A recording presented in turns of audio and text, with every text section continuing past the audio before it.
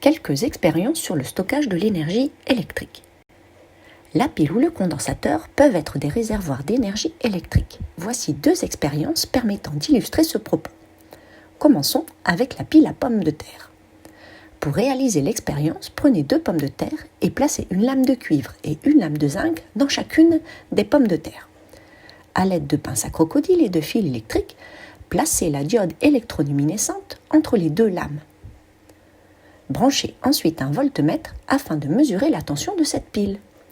Le courant délivré par une pile est continu, car les piles possèdent des bornes positives et négatives.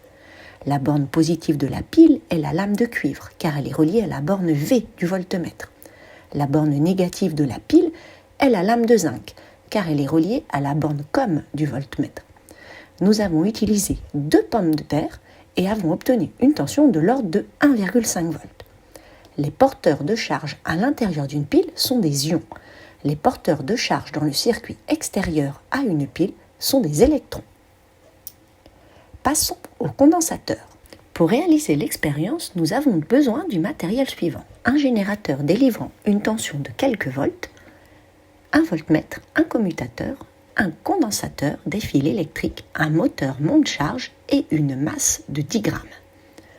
Lorsque le commutateur est en position 1, la tension aux bornes du condensateur passe rapidement de 0 volts à la valeur de la tension correspondant à celle du générateur.